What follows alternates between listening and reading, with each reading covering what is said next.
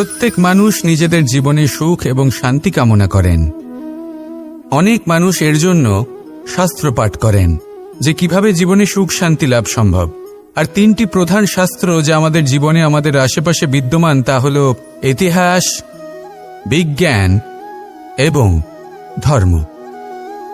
ইতিহাস থেকে আমরা জানতে পারি যে অতীতে কিভাবে আমরা সুখ ও শান্তি লাভ করেছিলাম। বিজ্ঞান দ্বারা আমরা এটা বুঝতে পারি যে কিভাবে ভবিষ্যতে সুখ এবং শান্তি আমরা লাভ করতে পারি। আর ধর্ম আমাদের এই শিক্ষা দেয় যে আজকের এই বর্তমানে কিভাবে সুখী থাকা যায়, কিভাবে শান্তি লাভ করা সম্ভব। আর সেটাই হলো সবথেকে বেশি প্রয়োজন। অনেক সংখ্যক মানুষ অতীতে আটকে রয়েছেন, সেখানে অনেক মানুষ ভবিষ্যতের চিন্তায় দিন কাটাচ্ছেন। আজ এই বর্তমানে খুব কম সংখ্যক মানুষ প্রসন্ন থাকতে পারেন, সেটাই শিখুন। ধর্ম এটাই বলে যে যদি মনে কোনো মালিন্য না থাকে, এই মন যদি স্বচ্ছ হয়, কর্মের মাঝে কোনো ছলনা যদি না থাকে, তাহলে নিশ্চিত রূপে জীবনে সুখ এবং শান্তি আসবে আর আসতেই থাকবে। আসুন আমার সাথে ভালোবেসে বলুন, রাধা রাধা। সাফল্য।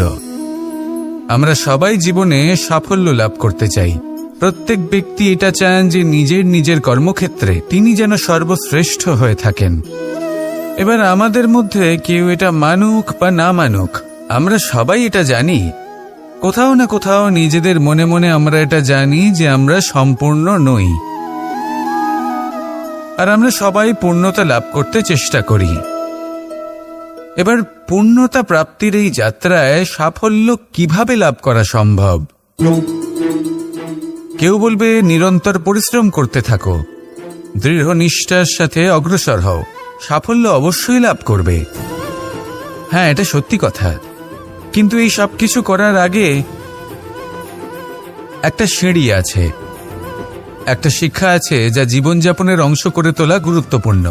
আর সেটা হলো আপনার এটা বোঝা উচিত যে আপনি ঠিক কি ভুল করেন যার জন্য আপনি সাফল্য পর্যন্ত পৌঁছতেই পারেন না। আর এটা বোঝা প্রয়োজনীয় যে কিভাবে এই ভুল শুধরে নেওয়া সম্ভব। নিজের অন্তরে সেই সাহস জাগিয়ে তুলুন যার দ্বারা আপনি নিজের ভুল স্বীকার করতে পারবেন। সেই ধৈর্য জাগ্রত করুন যাতে যতই কঠিন হোক না কেন আপনি নিজের ভুল শুধরে নিতে পারবেন। তার সাথে পরিশ্রমও করুন, দৃঢ় নিষ্ঠার সাথে সামনে এগিয়েও চলুন। সাফল্য অর্জন করতে খুব বেশি সময়ও লাগবে না। আসুন আমার সাথে ভালোবেসে বলুন, রাধা রাধা। ছোটবেলায় যখনই আমাদের মাখন খেতে ইচ্ছে করত তখন আমরা মাখন চুরি করে খেতাম। আমরা সকল বন্ধুরা একে অপরের পিঠে দাঁড়াতাম, মাখনের হাঁড়ি ভাঙতাম আর মাখন খেয়ে নিতাম। এটাকেই বলা হয় সংগঠনের শক্তি। এবার কি শুধুমাত্র সংগঠনই যথেষ্ট? আসুন দেখা যাক। যেমন ধরুন, সবথেকে হৃষ্টপুষ্ট বালক যে, সে যদি সবার ভার বহন করার বদলে ওপরে চড়তে থাকে তাহলে কি আমরা হাঁড়ি ভাঙতে পারবো? আমরা কখনো কি মাখনের আনন্দ উপভোগ করতে পারবো? না। শুধুমাত্র সংগঠন যথেষ্ট নয়, তার সাথে প্রয়োজন হল ভারসাম্য। তবেই তো মাখন লাভ সম্ভব। ঠিক সেভাবেই জীবনেও নিজেদের সম্পর্কে, পরিবারে, সমাজে, কার্যক্ষেত্রে ভারসাম্য বজায় রাখা প্রয়োজন। যদি এই ভারসাম্য থাকে আর সংগঠন থাকে তাহলে আমরা সবাই লক্ষ্যের দিকে যেতে পারি, লক্ষ্য লাভ করতে পারি। কিন্তু যদি এই ভারসাম্য না থাকে তাহলে এই সম্পর্কও ভাঙতে থাকবে, পরিবারও ভাঙতে থাকবে, কাজেও বাধা পড়বে আর আমরা লক্ষ্য লাভও করতে পারবো না। তাই সংগঠনের সাথে থাকুন, ভারসাম্য বজায় রাখুন আর আমার সাথে ভালোবেসে বলুন, রাধা রাধা। রামধনু আমাদের সকলের প্রিয়। আকাশে এই 7 রং দেখে মন আনন্দে ভরে ওঠে। কিন্তু এই রামধনু প্রত্যেক দিন বা সবসময় দেখা যায় না। বর্ষার ঋতুতে দেখা যায়। যদি আপনি এই 7টি রং দেখতে চান, এর আনন্দ উপভোগ করতে চান, তাহলে বর্ষাকে সহ্য করতে হবে। সেই তীব্র বায়ু সহ্য করতে হবে যা বর্ষা ঋতুতে প্রবাহিত হয়। ঠিক সেভাবেই যদি জীবনে যদি 7টি রঙের সুখ অনুভব করতে হয়, তাহলে সমস্যার বর্ষণও সহ্য করতেই হবে, তবেই তো সেটা লাভ করতে পারবেন। মনে রাখবেন, একটি ছোট্ট শিশু যখন তার খিদে পায়, তখন কিন্তু সে নিজে মাকে সেটা জানাতে পারে না, বলতেও পারে না। তাকেও কিন্তু সেই খিদের যন্ত্রণা সহ্য করতেই হয়। আর যখন সেই যন্ত্রণায় সে কাঁদতে থাকে, তখন মা বুঝতে পারেন যে সেই ছোট্ট শিশুটির তো খিদে পেয়েছে। তখন তার খিদে দূর হয়। বসে থেকে এই সংসারে কোনো কিছুই লাভ করতে পারবেন না। যদি সুখ ভোগ করতে হয়, তাহলে যন্ত্রণাও সহ্য করতে হবে, পরিশ্রমও করতেই হবে। তাহলে সাহসের সাথে সব যন্ত্রণার সম্মুখীন হন, শৌর্যের সাথে পরিশ্রম করুন, আর আমার সাথে ভালোবেসে বলুন, রাধা রাধা। আজ আমরা কথা বলবো মানুষের আরো একটা খুব বড় শত্রুর বিষয়। তার নাম হলো ক্রোধ। এই ক্রোধ হলো একটি জ্বলন্ত কয়লার মতো, যেটা প্রজ্বলিত করে আপনি যার দিকেই ছড়ে মারুন না কেন, সবার আগে কিন্তু আপনারই হাত পুড়ে যাবে। কিন্তু কখনো কখনো এই জীবনে রাগ দেখানোটাও খুব অবশ্যম্ভাবী হয়ে পড়ে। যেমন ধরুন, যদি আমরা কথা বলি সেই ক্রোধের, যা আসে যখন আপনি ধর্মকে রক্ষা করছেন, অধর্মের বিরুদ্ধাচরণ করছেন, সত্যের হয়ে রুখে দাঁড়াচ্ছেন, মাতৃভূমির মঙ্গলের কথা ভেবে চলেছেন, নিজের প্রিয়জনদের মঙ্গলের বিষয় ভেবে চলেছেন, তখন ক্রোধের জন্ম হওয়া খুবই স্বাভাবিক আর কোনোভাবেই অনুচিত নয়। কিন্তু যদি তখনও আপনার মনে ক্রোধ জন্ম না নেয়, তাহলে এর অর্থ হলো যে আপনি কোথাও না কোথাও দুর্বল। এই ক্রোধ নামক শত্রুকে যদি মিত্র করে তুলতে হয়, তাহলে পরিস্থিতির সম্যক ধারণা, বিবেক আর ধৈর্য, এই তিনেরই প্রয়োজন। তাই এই ক্রোধকে নিজের মিত্র করে তুলুন আর আমার সাথে ভালোবেসে বলুন, রাধা রাধা। মানুষের আরো একটি শত্রু হলো অহংকার। যদি আপনি এমন কোনো বস্তু অর্জন করেন যা মূল্যবান, বা এমন কোনো সাফল্য যা হয়তো অনেক মানুষ লাভ করতে পারেননি, তা নিয়ে যদি আপনার অন্তরে অহংবোধ জন্ম নেয়, তাহলে এই অহংকার আপনার শত্রু নাকি মিত্র, তা নির্ভর করছে আপনার বিবেকের ওপর। এবার ধরুন, আপনি অত্যন্ত শক্তিশালী ব্যক্তি আর আপনি অহংকারী হয়ে গেলেন। আর আপনি যদি তখন বিবেকবোধ প্রয়োগ না করেন আর সেই শক্তির অপব্যবহার করে অনুচিত কর্ম করতে থাকেন, তাহলে আপনার সাথেও সেটাই হবে যা মামাশ্রী কংসের সাথে হয়েছিল।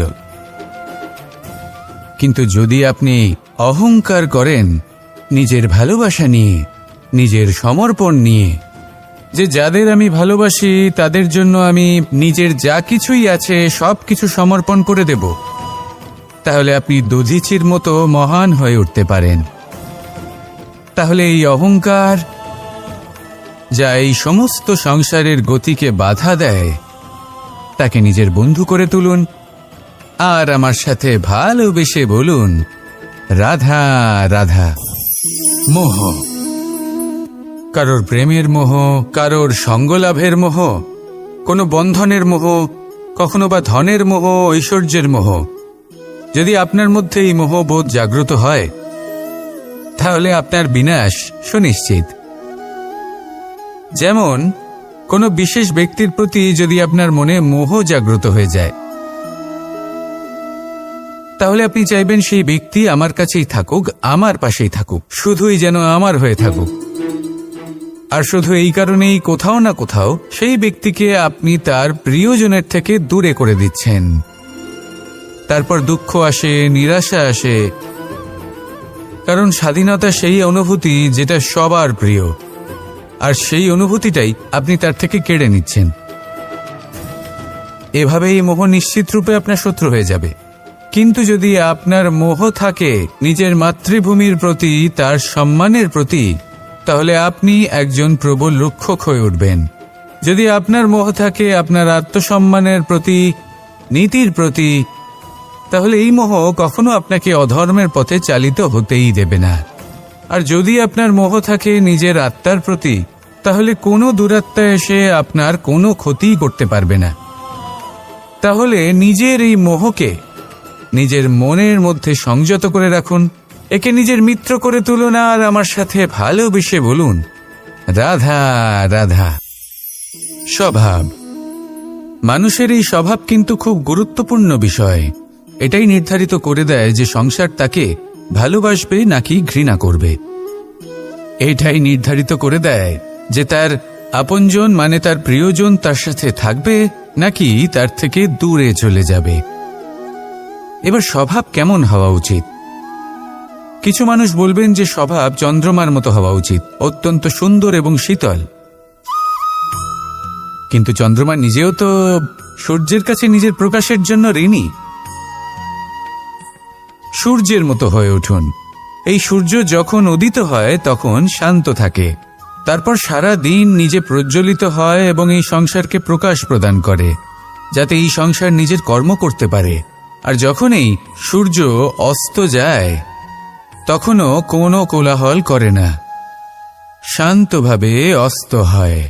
সূর্যাস্তের সময় পরিবেশ শান্ত থাকে, সমস্ত পশু পাখি আনন্দে থাকে। সূর্য যখন অস্ত হয় তখন এই আশা নিয়ে অস্ত হয় যে পরের দিন সে আবার উদিত হবে, আর অস্ত হওয়ার পরেও সে চন্দ্রমাকে নিজের প্রকাশ প্রদান করে। যদি আপনিও নিজের উত্থানের সময় অহংকার না করেন এবং নিজের পতনের সময় দুঃখী না হন, আর জীবনে অন্ধকার ঘনিয়ে আসার পরও আপনি অন্যদের সাহায্য করেন, তাহলে সূর্যের মতো আপনি আবার উদিত হবেন, এই সংসারকে প্রকাশ প্রদান করতে পারবেন, সাফল্য লাভ করতে পারবেন। আসুন আমার সাথে ভালোবেসে বলুন, রাধা রাধা। পরিচয়। এই সংসারে প্রত্যেক ব্যক্তি নিজের পরিচিতি অর্জন করতে চান। পরিচিতি অর্থ এটা নয় যে আপনার নাম কি।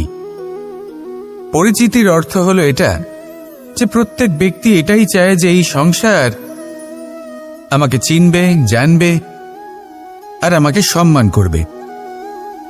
কিন্তু এই সব অর্জন করার পূর্বে এটা বুঝুন যে এই পরিচিতির আসল অর্থটা কি। যদি কোনো ব্যক্তি এটা বলেন এর পরিচয় হলো এটাই যে সে একজন ধনী পিতার পুত্র, তাহলে সেই পরিচিতি পুত্রের নয় বরং তার পিতার। যদি কেউ এটা বলে যে সেই ব্যক্তির পরিচয় হলো সে খুব সুন্দর, তাহলে সেই পরিচয় হলো তার রূপের, সেই ব্যক্তির নয়। বাস্তবে পরিচয় কি? আপনার সান্নিধ্য লাভ করে কোনো ব্যক্তি কি অনুভব করতে পারে, তার কি ধরনের অনুভূতি হয়।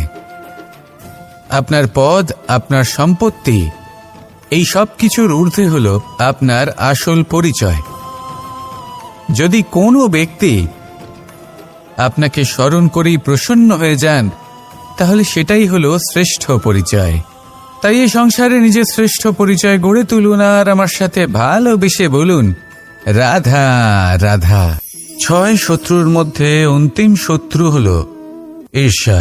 কোনো ব্যক্তি যদি জীবনে আমাদের থেকে বেশি উন্নতি করে, আমাদের থেকে বেশি সাফল্য লাভ করে, আমাদের থেকেও বেশি শ্রেষ্ঠ হয়ে ওঠে, বেশি গুণী হয়ে ওঠে, তাহলে কোথাও না কোথাও আমাদের মনে ঈর্ষাবোধ জন্ম নেয়।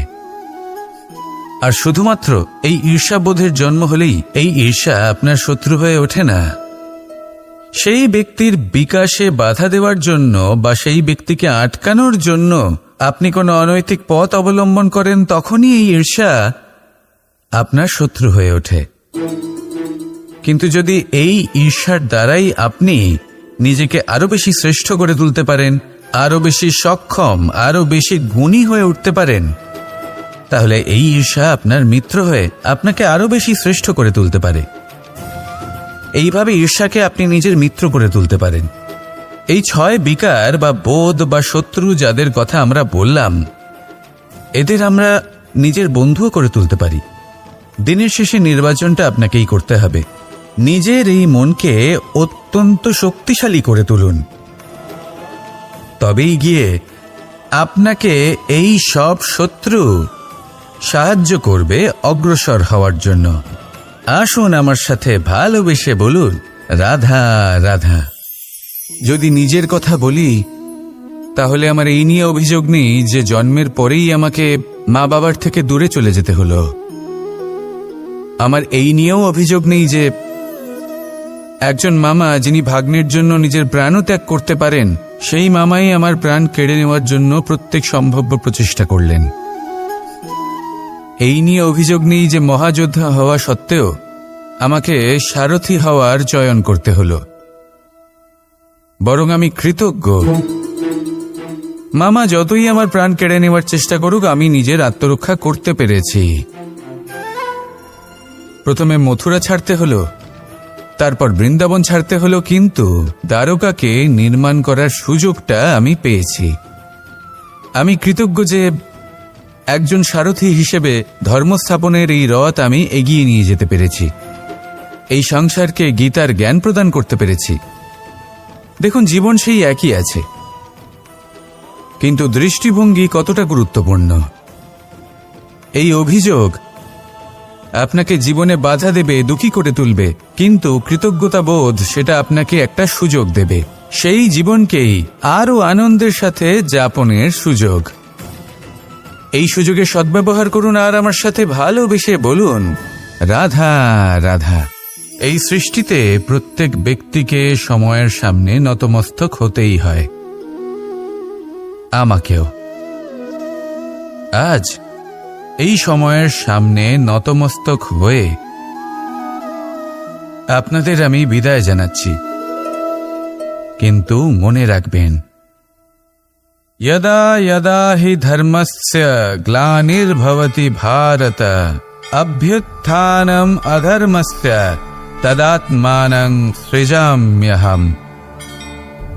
অর্থাৎ যখন যখন ধর্ম বিলুপ্ত হয়ে যাবে, সাধুগণ কষ্ট পাবেন, আমি আসব। কিন্তু এই ধর্ম আসলে কি? এই ধর্ম হলো তা যা হলো অটল, যে সময়ের সামনে এই সমস্ত সংসার নতমস্তক হয়। এই ধর্ম হলো তার ঊর্ধ্বে। আর আমার কাছে তো ধর্মের অর্থ শুধুমাত্র একটাই, প্রেম।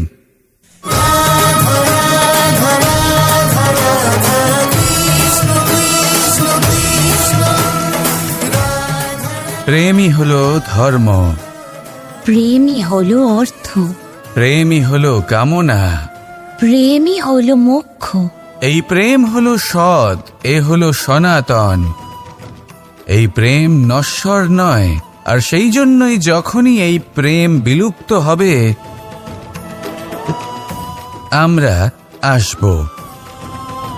চলে গেলেও আপনাদের সাথেই থাকব, কারণ রাধা এবং কৃষ্ণ শুধু নারী পুরুষ নয়, ওনারা প্রেমের প্রতীক। প্রেম শুধু দুজন প্রেমীর মধ্যে হয় না, প্রেম তো সর্বব্যাপী। আর যখনই এই প্রেমকে খুঁজবেন, এই প্রেমকে খুঁজে পাবেন, কখনো মাতা পিতার মধ্যে, কখনো ভাই বন্ধুদের মধ্যে, কখনো মিত্রদের মাঝে বা প্রকৃতি বা জীবের মাঝে, কখনো এই মাতৃভূমির মাঝে, আর কখনো দরিদ্র সেবার মাঝে।